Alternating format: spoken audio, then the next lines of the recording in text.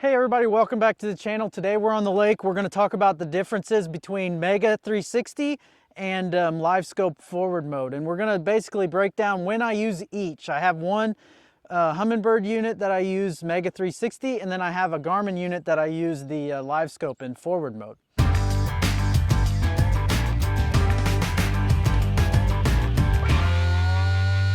So obviously Mega 360 and Livescope are two completely different things. They're different orientations and everything like that. We're going to talk about how it works and the different angles and coverage that you get with each of the transducers.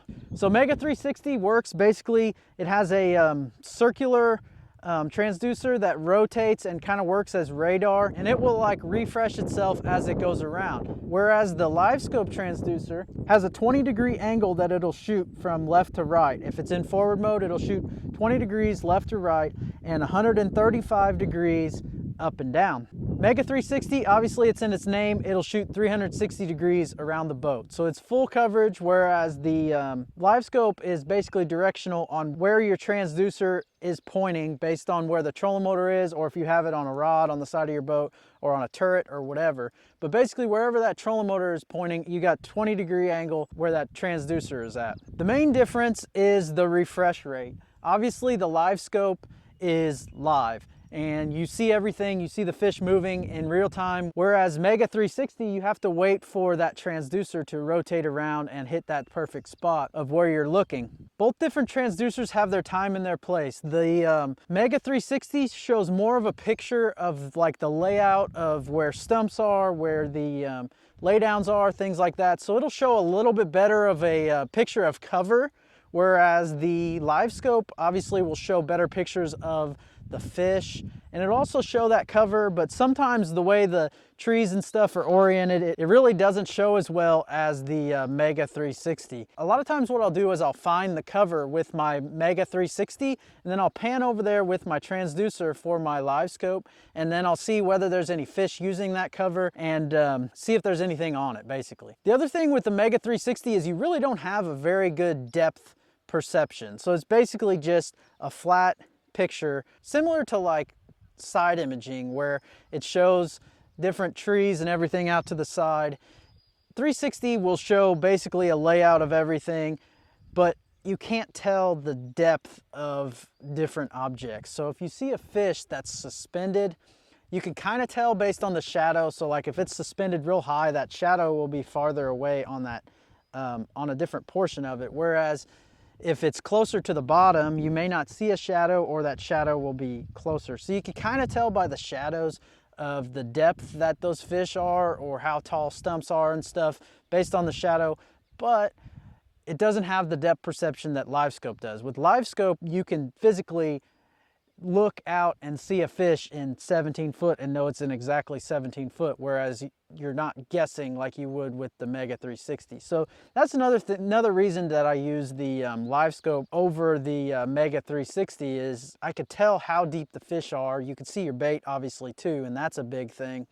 But like I said, the majority of the time I use my Livescope for finding fish, and then I use my Mega 360 for finding the cover. And I'll find that cover and I'll pan over with Livescope and see if there's any fish on it, or see if there's any bait fish on it. A lot of times fish can still hide in those stumps, so I'll still cast to them, but if there is a fish that's out off the stump or away from the stump, then I'll be able to see that fish, and I'll know that there's a fish on that stump and be able to cast to it. The Livescope transducer has a 14-inch target separation, so if that fish is really close to that stump or really close to the bottom, a lot of times you might not see that fish, but it'll still show up a lot better than with the Mega 360 because that Livescope's got that depth perception that the Mega 360 does not. So now let's go around the lake and we'll find different objects with Mega 360 and with Livescope, and we'll kind of compare the two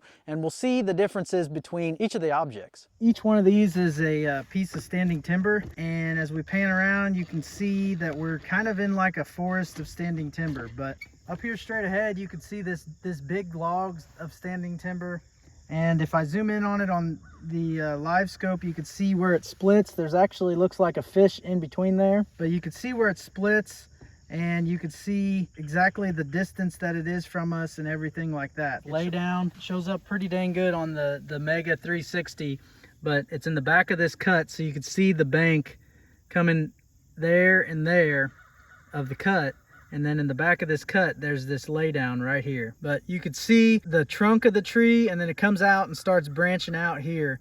And you can actually see a little bit of a ditch here as it goes back to the back end of this creek. So now we're looking at this lay down with Livescope, and as you can see, it's really shallow up there, and it kind of is just a blur of limbs, and you can't really see it very well.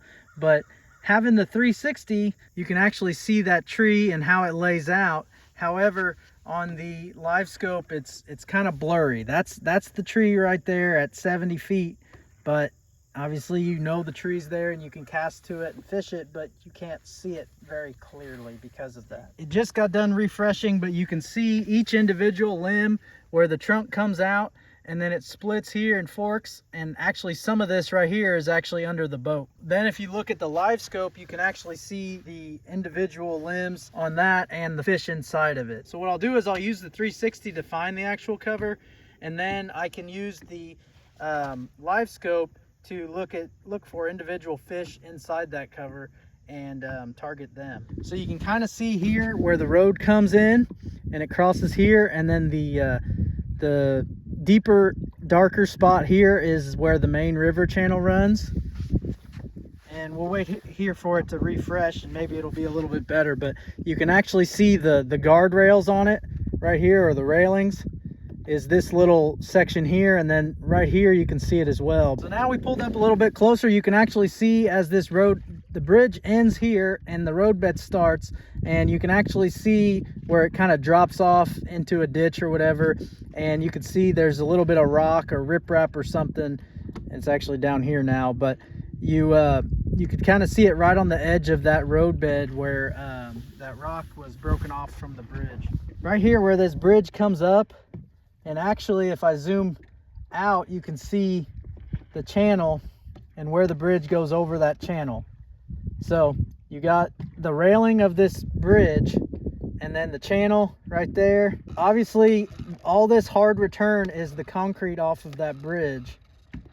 And then you can see right here where it drops off into the main river, you can actually see each of the pilings that's holding up the bridge. There's no fish there because it's a little too deep. There's actually one way up here, but for the most part, this bridge is below the thermocline, so there's not really any fish under it. So here's a view from the perpendicular angle of the bridge, and you can actually see the railings here and how it's being held up, and then the actual road itself. But you can see each railing, you can see the deep water around it, and that's your bridge. Pulling up on a grass line, and you can kind of see there's a hard line here, but there's also some like individual stalk off the edge of it. But all of this from here to the bank is solid grass, and you can kind of see fish swimming around the top, but a lot of times they'll hide down inside that grass, and it's hard to see on the Livescope. But if you throw something at them, sometimes they'll follow it out, and you can see those fish and find them that way. And you can see some bait fish or crappie or something swimming around on that edge. Using these pictures from Mega 360, you can see exactly where those lines are and target those fish on any individual stump or the grass line, or just follow the grass line all the way down this bank here. That basically shows you guys a comparison of Mega 360 and Livescope and when I use each. Hopefully you guys learned a little bit along the way. Hopefully you guys picked up a few tips. Be sure to like and subscribe, and we'll see you guys next time.